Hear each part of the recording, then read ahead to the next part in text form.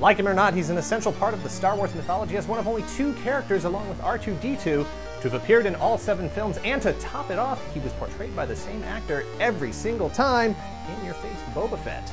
He's not much more than an interpreter and not very good at telling stories, well, not at making them interesting anyway, which means he's got what it takes to be a writer on this show. Hi, I'm Dan Larson, and this is Revoltechs C3PO versus Bandai Model Kit C3PO. If you care about packaging design, and I don't, but if you do, then you're probably the type of collector who likes to leave stuff in the box.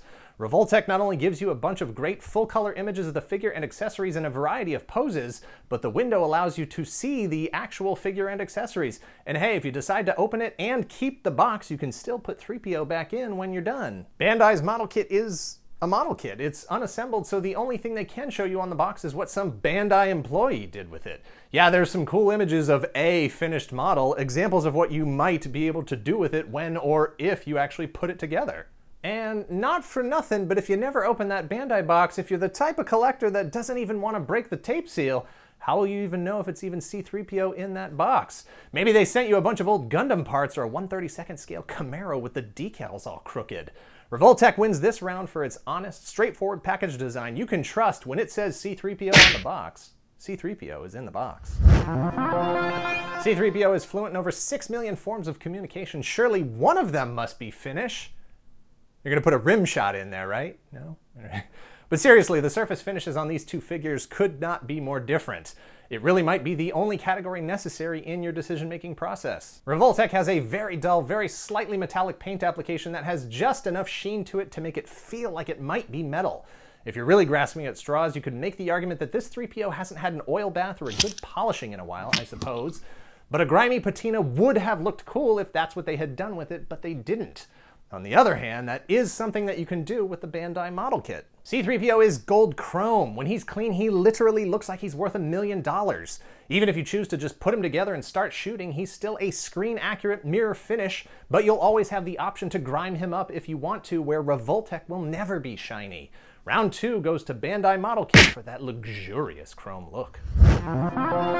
Both figures come with stands and an extra set of hands that are closed just slightly more. I mean, maybe he would look like he was holding something if you put it in his hand, like holding it differently. 3PO doesn't really punch or point or anything. He's pretty much limited in his ability to express himself or use his fingers at all.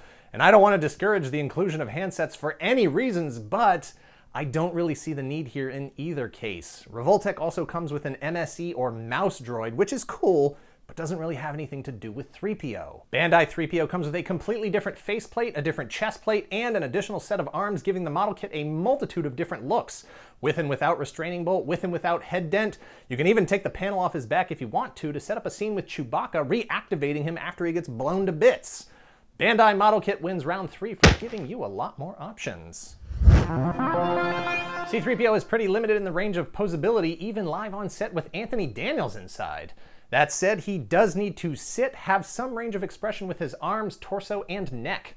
Both figures are very limited in their movements, knees and elbows to an extent, torso, neck, and thigh swivel, but Revoltech manages to give him some ability to bend over at his hips and waist, and when the thigh swivel is incorporated, even sit cross-legged like a proper gentleman android. Revoltech wins round 4 for his ability to sit in and hit the accelerator in a non-existent 6-inch scale Luke's land speeder. When it comes right down to it, you just want a figure that will look as much like the character on screen as possible and have at least a workable degree of articulation. If Revoltech was the only option on the shelf and you had nothing to compare it to, the likeness would be good enough to work with, especially when he's standing next to the rest of your Star Wars figures. This figure looks far more like C3PO than any Black Series Luke Skywalker looks like Mark Hamill. However, when compared to the Bandai model kit, some proportion issues with the Revoltech figure become evident. His neck and abdomen a bit too long, his arms a little too thin, his shoulders don't sit quite right.